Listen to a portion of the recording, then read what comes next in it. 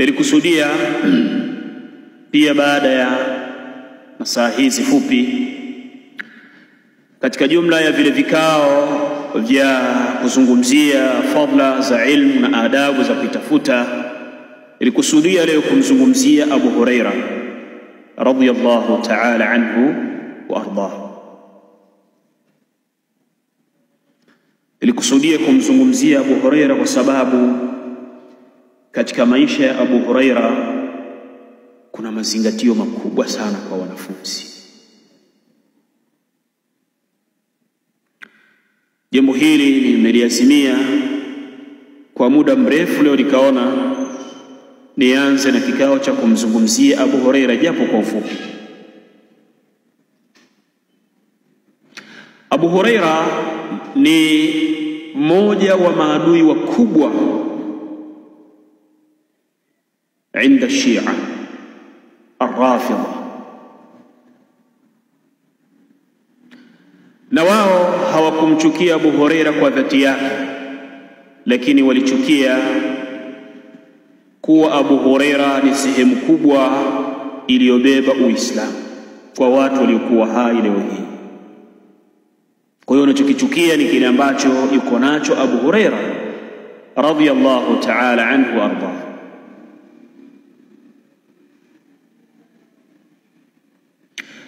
Abu Huraira radhiyallahu ta'ala anhu ana majina mengi. Kuna khilafu pana katika majina ya Abu Huraira, lakini jina ambalo limepata nguvu kati ya majina hayo ni kuwa yeye anaitwa Abdurrahman ibn Sakhr ad-Dawsi, kuni katika auladu Tha'laba, min waladi Tha'laba ibn Sulaym, katika watoto wa Tha'laba ibn Sulaym ad-Dawsi al-Yamani. Nisba yake ni ya kabila la Daws, na Daws ni mmoja katika watoto wa Adnan. Daws ni katika watoto wa nani? Wa Adnan ibn Abdullah ibn Zahran ibn Ka'b ibn al-Harith ibn Ka'b ibn Abdullah ibn Malik.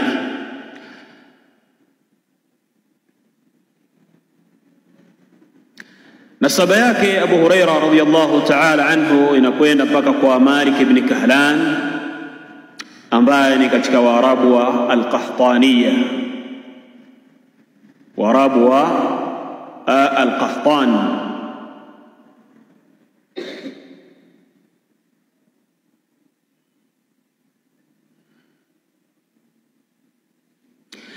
Wanawachuoni wametaja kuwa Abu Huraira kabla ya kusilimu kwake, sote tunafahamu kwamba Abu Huraira taakhara islamu, usilimu kwake kulichelewa.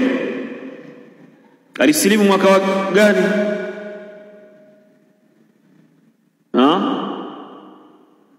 Nani anakumbuka Abu Huraira alisilimu mwaka gani?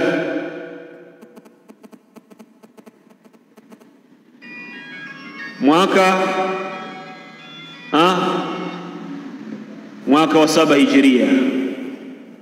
Alibahatika kuishi na Mtume sallallahu alaihi wasallam miaka 3 tu. Wanataja kuwa katika kipindi chake cha jahiliya jina lake lilikuwa ni Abdu Shams.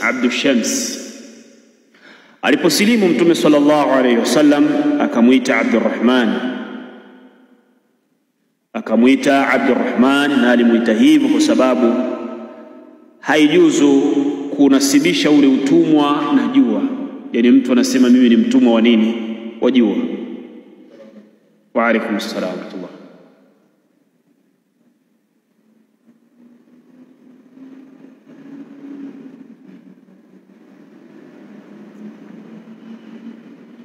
Kwa hiyo jina lake lilikuwa ni Abdurrahman au Abdullah, na ana majina mengi.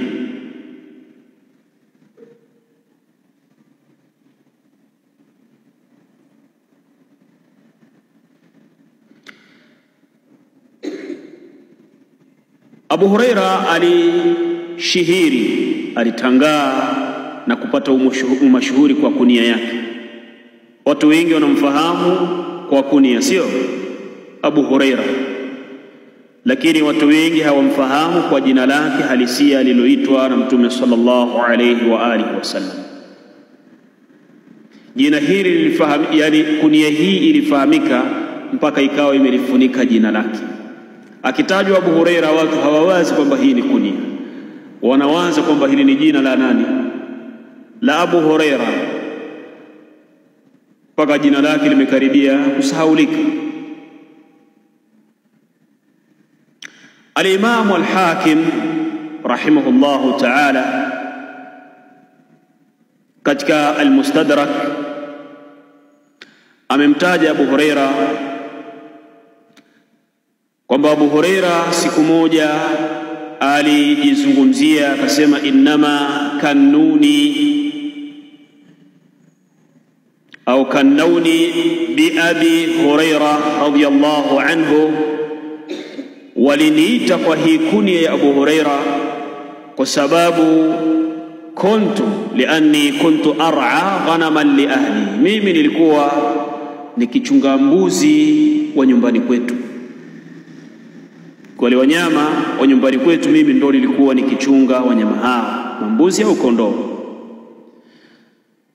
Qala fawajadtu awlada hirra wahshiya, siku moja nikaviokota vitoto vya paka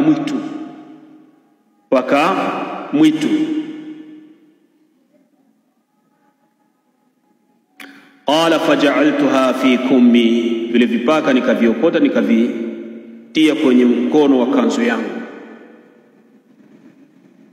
Falamma raja'tu ilayhim sami'u aswat al-hir min hijri au min hujri, niliporejea nyumbani walisikia sauti za hawa paka katika chumba changu. Faqalu ma hadha ya Abd Shams, una nini hivyo ewe Abd Shams? Hivyo ni vitu gani vilivyoko katika chumba chako vinavyolialia? Nikawaambia auladu hirra wajadtuha, ni watoto wa paka nimewaokota. Anasema qalu, wakasema fa anta Abu Huraira, wewe ni baba wa vipaka. Qala falazamani ba'du, anasema kunia hii ya kwamba mimi ni baba wa paka ikanilazimu, kalazimiana na mimi. Abu Huraira radhiyallahu ta'ala anhu, kilichokuwa mashuhuri ni kwamba alisilimu mwaka wa 7 Hijria, alisilimu mwaka wa 7 Hijria, na ilikuwa ni kipindi cha baina al-Hudaybiyah wa Khaybar. Ilikuwa ni kati ya ile Hudaybiyah, tukio la Hudaybiyah na Khaybar, na mapigano ya Khaybar, na ilikuwa umri wake Abu Huraira wakati huo takriban ni miaka 30. Kwa hiyo mpaka mwaka wa 7 Abu Huraira ana miaka mingapi? 30. Wakati huo Mtume sallallahu alaihi wasallam ana miaka 60 kamili, miaka 60. Abu Huraira akasilimu Mtume akiwa na miaka 60 na yeye ana miaka 30. Kisha katika mapigano yale ya Khaybar, mapigano ya Hunain, Mtume sallallahu alaihi wasallam alikwenda Taif katika mwaka huo wa 7, alipiga Taif kwa vita mashuhuri vinavyofahamika ghazwatu Taif na wanaviita ghazwatu Hunain. Wakati Mtume sallallahu alaihi wasallam amekwenda kule, alirudi na Abu Huraira radhiyallahu ta'ala anhu pale Madina. Abu Huraira alipofika akaishi As-Suffa, akaishi katika maisha ya As-Suffa, maisha ya msikitini ya wanafunzi. Fakana min ahli Suffa, Abu Huraira akawa ni katika ahli Suffa.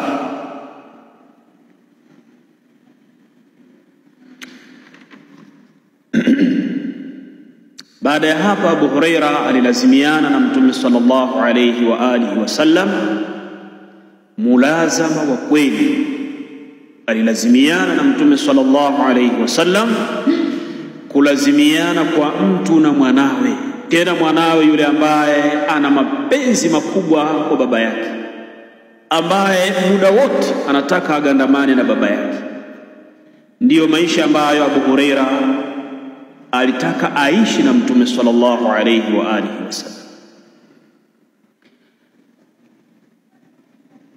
Katika kipindi hicho alikuwa haachani na Mtume sallallahu alayhi wasallam, isipokuwa Mtume anapokuwa ameingia kwa wakezi. Kwa hiyo hata wakati mwingine Mtume anapotoka nyumbani, anapotoka anaelekea sehemu fulani, Abu Huraira anamfuata. Kiona huyu anaelekea nyumbani kwake, basi anarejea msikitini Abu Huraira radhiyallahu ta'ala anhu.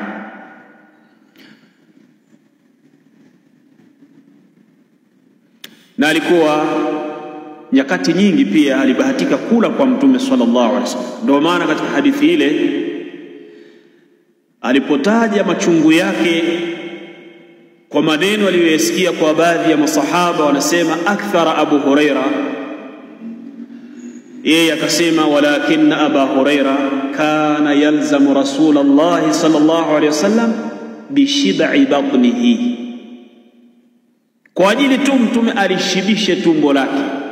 Wanasema ilikuwa mara nyingi zile fursa za kula kwa Mtume sallallahu alaihi wasallam anazipata Abu Huraira radhiyallahu ta'ala anhu, mpaka alipofariki Mtume wa Allah sallallahu alayhi wa alihi wasallam. Kwa hiyo baada ya hapo Mtume sallallahu alaihi wasallam ni kwamba aliishi miaka mitatu. Ndani ya hii miaka mitatu ndiyo miaka ambayo Abu Huraira aliitumia vizuri katika kusoma kwa Mtume sallallahu alaihi wasallam.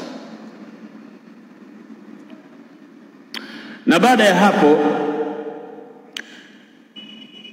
Abu Huraira sio kwamba aliacha kusoma, aliachwa na Mtume na miaka 30 ngapi? Na mitatu. Abu Huraira aliendelea kusoma katika walimu wake wanaotajwa ni Abu Huraira, ni Abu Bakr as-Siddiq, alisoma kwake yeye, alisoma kwa Umar ibn al-Khattab, kadhalika alisoma kwa al-Fadl ibn Abbas radhiyallahu anhu. Lakini pia katika walimu wake ni Ubay ibn Ka'b. Miongoni kadhalika mwa walimu wake ni Usama ibn Zaid, lakini wakati huo Usama ni mdogo, hata Abdullah ibn Abbas ni mdogo. Usama huyu wakati Mtume sallallahu alaihi wasallam anafariki ana miaka 18, lakini tayari amebeba elimu kubwa ya Mtume sallallahu alaihi wasallam, na alikuwa ni mmoja katika mashekhe wa Abu Huraira. Kadhalika miongoni mwa walimu wa Abu Huraira ni mama yetu kipenzi Ummul Mu'minin As-Siddiqa bintu Siddiq Aisha, zawju Rasulillah sallallahu alaihi wasallam.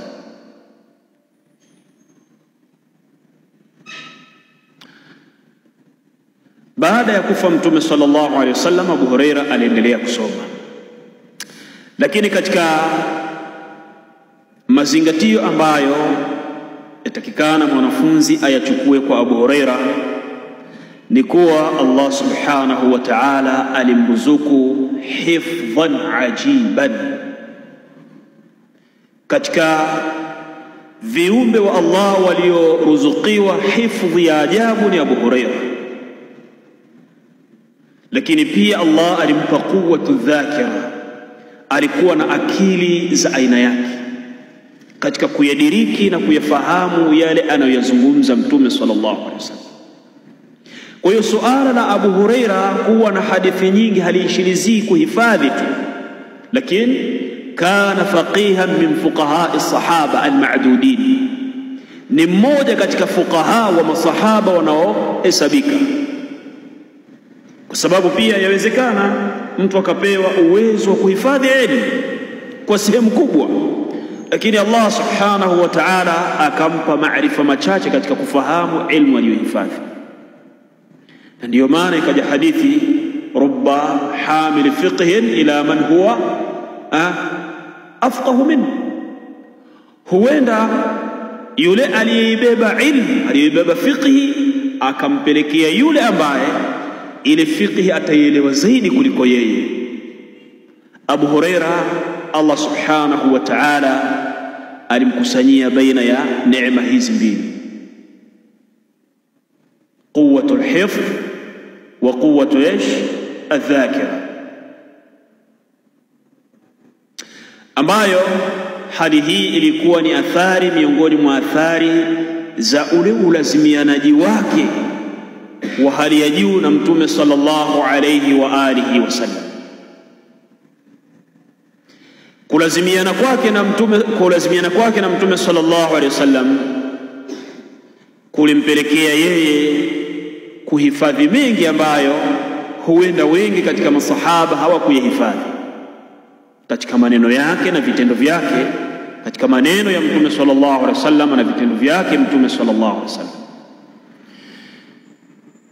Lakini neema hii pia ina wakati. Abu Huraira kabla hajasilimu ilikuwa ni katika wale watu ambao akili zao si zenye kuchangamka sana katika kuelewa na kuhifadhi. Alikuwa na uzito katika kuhifadhi, yani kabla ya kusilimu kwake radhiyallahu ta'ala anhu. Na hali hiyo iliendelea mpaka alipopata baraka ya dua ya Mtume sallallahu alayhi wa alihi wasallam, pale alipojitosa akamshtakia Mtume sallallahu alayhi wasallam, akamwambia ya Rasulullah, ninapata uzito katika kuhifadhi mimi. Mtume sallallahu alayhi wasallam akamwambia iftah kisaak, ili shuka lako unalojifunika unalojivaa, hii ridaa yako hebu ifungue. Alipoifungua akamwambia hebu ikunjue sasa. Kunjua, baadhi ya riwaya zinaashiria kwamba alimwambia ikunjue, akaikunjua chini, kisha akamwambia haya, ichukue jigubike kwenye kifua chako. Abu Huraira katika hadithi alipokea Abu Ya'la katika Musnad, kadhalika kabla yake kalimam al-Bukhari, Imam Muslim, kadhalika Imam Ahmad wa An-Nasa'i. Anasema Abu Huraira alipojifunika ile ridaa yake, anasema fama nasitu harfan sami'tuhu min Rasulillah sallallahu alayhi wasallam, au kama qala radiyallahu ta'ala anhu, sikusahau hata herufi moja ambayo nilisikia kwa Mtume sallallahu alaihi wasallam. Kwa hiyo hakuna hadithi aliyoisahau Abu Huraira baada ya hapo.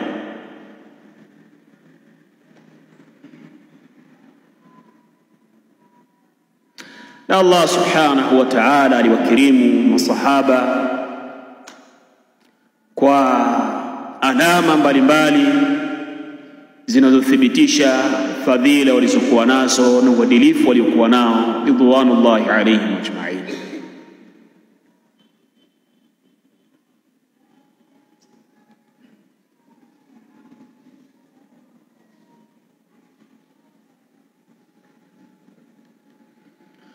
فليؤذن المؤذن. Ametaja al-Imam Adh-Dhahabi rahimahullahu ta'ala katika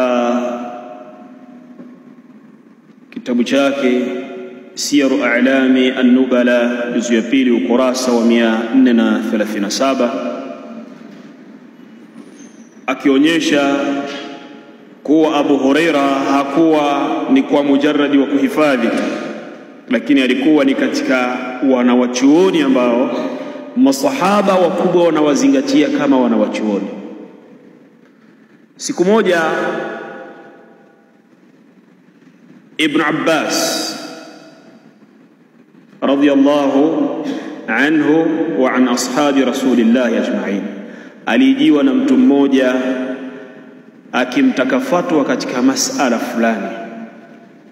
Abu Huraira alikuwa jirani na Ibn Abbas, akamwambia aftihi ya Aba Huraira, mpe fatwa ewe Abu Huraira, aftihi ya Aba Huraira, mpe fatwa ewe Abu Huraira, kana kwamba sema mpe fatwa ewe Abu Huraira, fa innaka ahlul lidhalik, kwa sababu wewe unaliweza jambo hilo, kwa sababu wewe unaliweza jambo hilo. Imekuja katika risala ya al-Imam Shafi'i, kadhalika pia katika hiyo Siyar A'lam an-Nubala, al-Imam Shafi'i rahimahullahu ta'ala anasema ahfadhu Abu Huraira radiyallahu ta'ala anhu, ahfadhu man rawa al-hadith fi dahrihi, ahfadhu man rawa al-hadith fi dahrihi.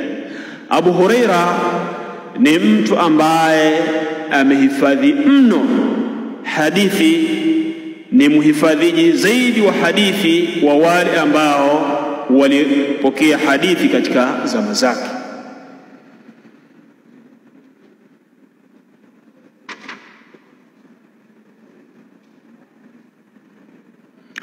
Na al-Imam al-Bukhari rahimahullahu ta'ala anazungumza akimzungumzia huyu Abu Huraira kuwa wamepokea kwake yeye watu takriban 800 min ahli al-ilm, watu 800 miongoni mwa wanawachuoni, si wanafunzi, manake waliosoma kwake yeye ni wengi, lakini waliopata martaba ya ahlul ilm zaidi ya 800. Sasa ukitaka kujua kwamba huyu ni mtu ambaye Allah subhanahu wa ta'ala alimbariki wanafunzi waliosoma kwake yeye ni wengi, na wanaohesabika kama wanawachuoni ni watu wangapi? 800. Na alikuwa amehifadhi zaidi hadithi kati ya wale waliohifadhi hadithi katika zama zake.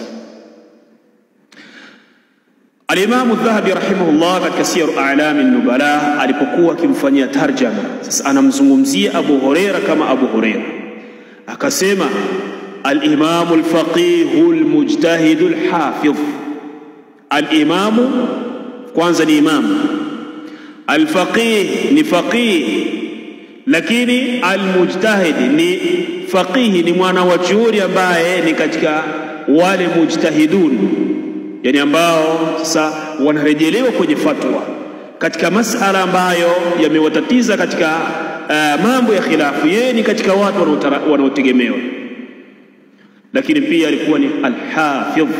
Hafidh hii huwezi ukaizungumzia kwa sababu zile marwiyati zake, hadithi zake zenyewe zinatangaza kwamba yeye alikuwa ni nani? Al-Hafidh. Kwa hiyo al-Imam al-Faqih al-Mujtahid al-Hafidh kwa Imam Adh-Dhahabi ana vyeo vinne vimetajwa, kisha akataja cheo cha 5, sahibu Rasulillah. Kubwa zaidi ya haya manne ni kwamba yeye ni sahibu Rasulillah, ni sahabi wa Mtume sallallahu alaihi wasallam, alladhi mata wa huwa anhu radin, ambaye Mtume sallallahu alaihi wasallam amefariki hali ya kuwa iko radhi naye. Abu Huraira ad-Dawsi al-Yamani qala sayyidul huffaz al-athbat. Imam Adh-Dhahabi anasema huyu ni sayyidu al-huffaz al-athbat, alikuwa ni bwana chief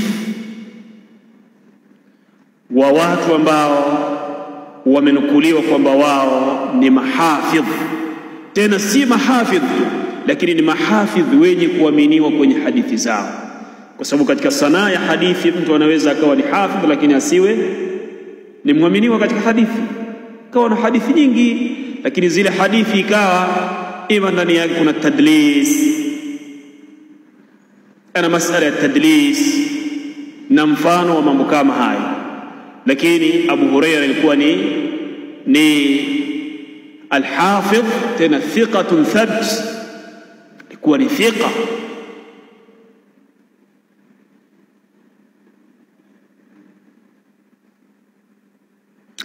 Lakini pia akasema Adh-Dhahabi, Abu Huraira ilayhi al-muntaha fi hifdhi ma sami'ahu min ar-rasul sallallahu alaihi wasallam, kwake yeye ndiyo ukomo wa yaliyohifadhiwa kutoka kwa mtume sallallahu alayhi wa alihi wasallam, wa adaihi bihurufi, na kuyatema kwa maana ya kuyasomesha kwa zile herufi zake. Vile alivyozungumza mtume sallallahu alayhi wasallam ndivyo ambavyo yeye alivyoyasimulia radiyallahu anhu.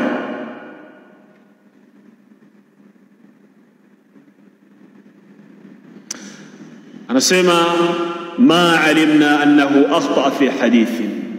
Imam Adh-Dhahabi anasema hatufahamu kwamba aliwahi kukosea katika zile hadithi alizozihifadhi. Hatukuwahi kusikia kitu hicho kwamba aliwahi kusoma akakosea. Sijui mnaelewa, mkiambiwa kwamba fulani hakuwa akikosea katika hadithi. Zama hizo watu wanahifadhi hadithi. Katika moja ya mambo ambayo yanazingatiwa ni kule kuangalia kwamba alichokihifadhi amekihifadhi vizuri, hakosei wakati anapozisoma zile hadithi. Na wanawachuoni wanayo kawaida ya kuwatahini, ima kuwatahini wanawachuoni au kuwatahini wanafunzi, kule kutaka kuhakikisha zile hifadhi zao ziko sawa.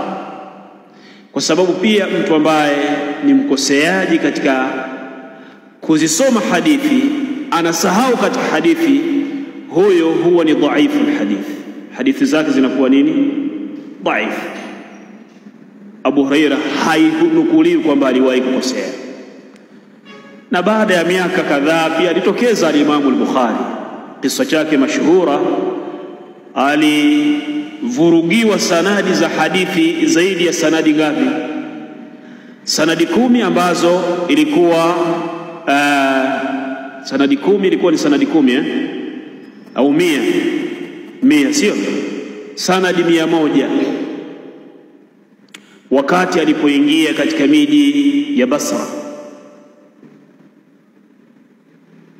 Walimngoja wasema, tunasikia kuna kijana anaitwa Muhammad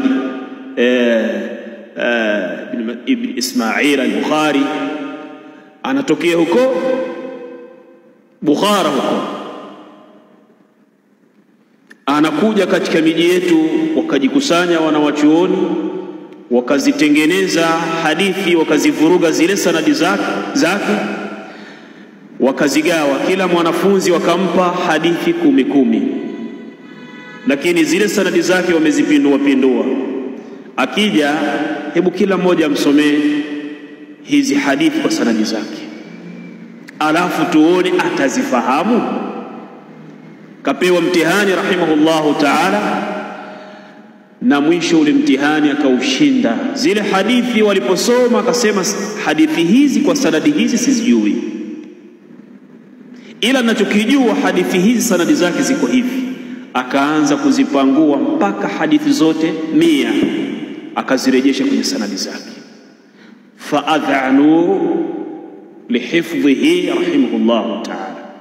Kabla yake masahaba walikuwa ni ahfadhu nnas, wao walikuwa ndio ambao ni maimamu katika kuhifadhi hadithi za Mtume sallallahu alaihi wasallam na kuzisoma vile ambavyo walivyokuwa wamezinukuu kwa Mtume sallallahu alaihi wa alihi wasallam.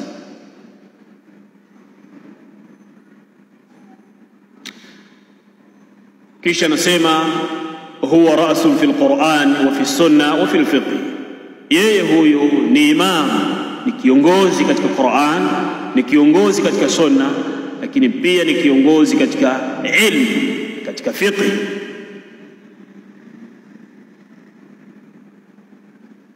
Katika riwaya nyingine akasema aina mithlu Abi Huraira, yuko wapi mfano wa Abu Huraira fi hifdhihi wa si'ati ilmihi, katika hifdhi yake na ule upana wa elimu yake.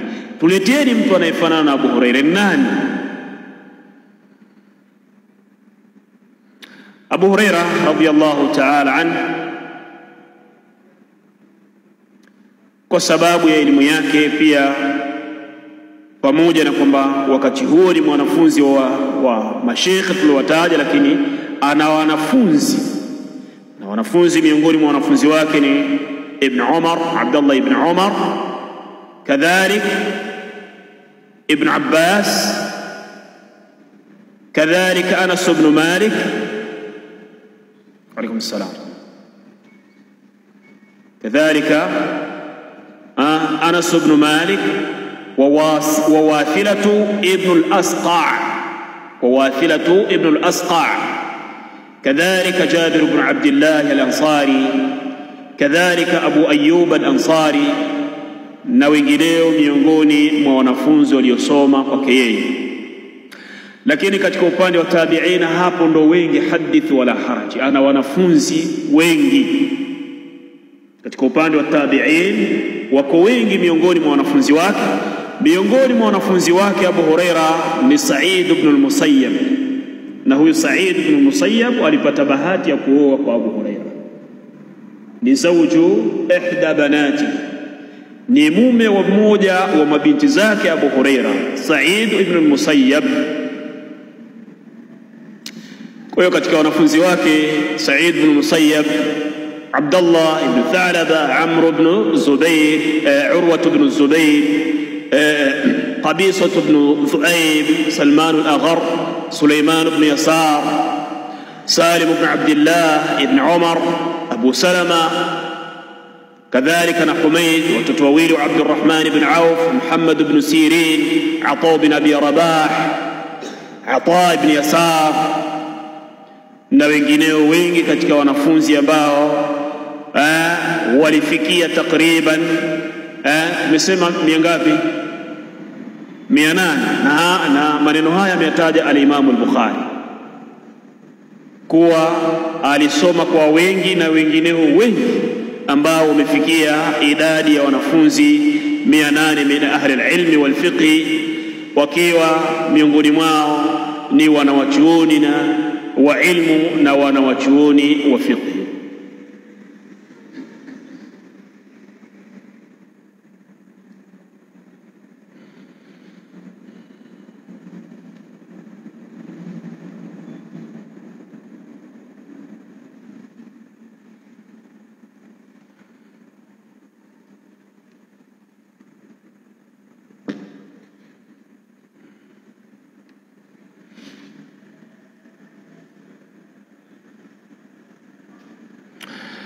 Wakati anafariki maisha yake Abu Huraira radhiyallahu ta'ala anhu,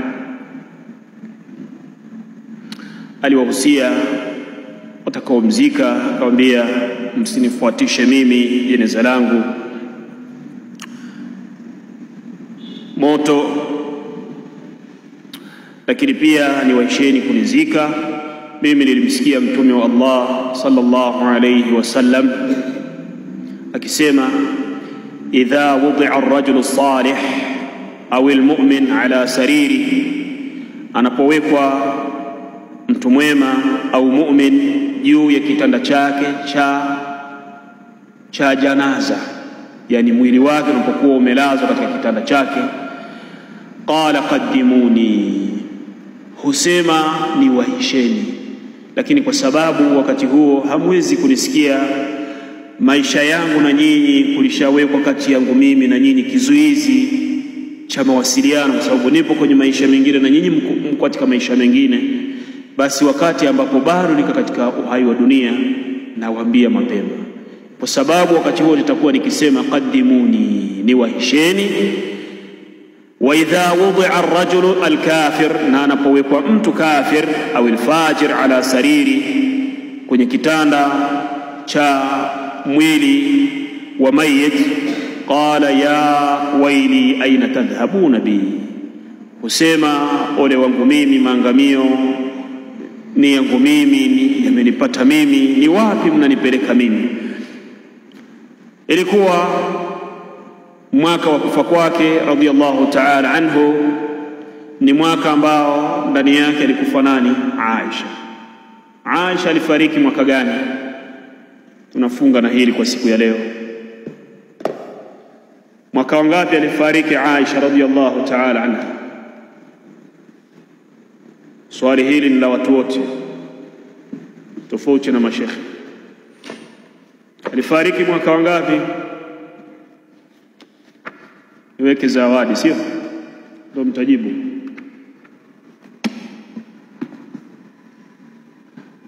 Saleh, mbona unainama? Nani anakumbuka?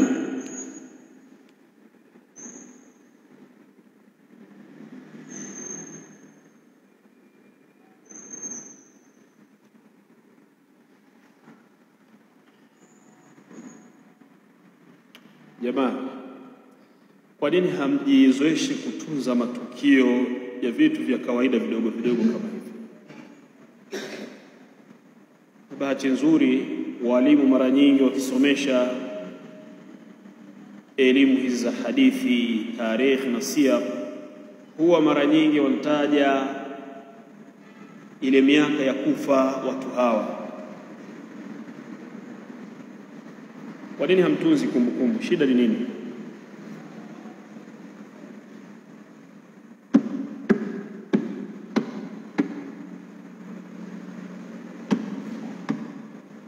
Aisha alifariki mwaka wangapi?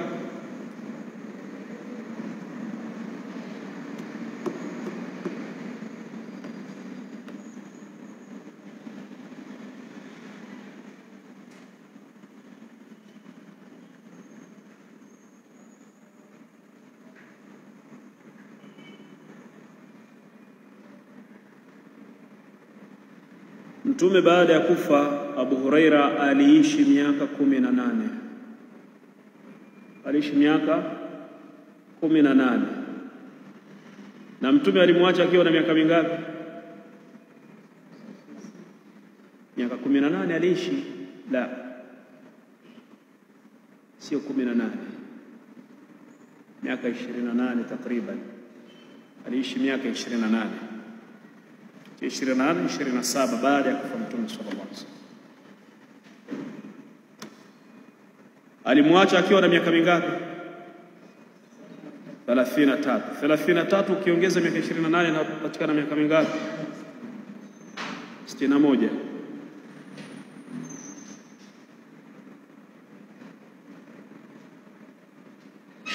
Hapana, aliishi miaka 25 sasa, sio 28. Aisha alifariki mwaka wa 58, mwaka wa 58 Hijiria, na ndiyo mwaka ambao Abu Huraira alifariki. Kwa hiyo hapa tumepata watu wawili kufahamu walifariki mwaka wangapi? 58 Hijiria. Na imaanishi kwamba mwaka huu ndio walifariki watu wawili, lakini tuwazungumzia hawa walifariki mwaka wa 58 Hijiria. Aisha yeye Mtume sallallahu alaihi wasallam anafariki alikuwa na miaka mingapi?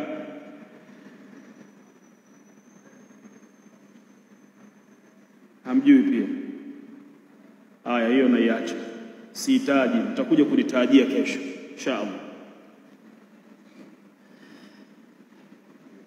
والله أعلم. نكتفي بهذا. نعم، نكتفي بهذا القدر والله أعلم. صلى الله على نبينا محمد وعلى آله وصحبه وسلم.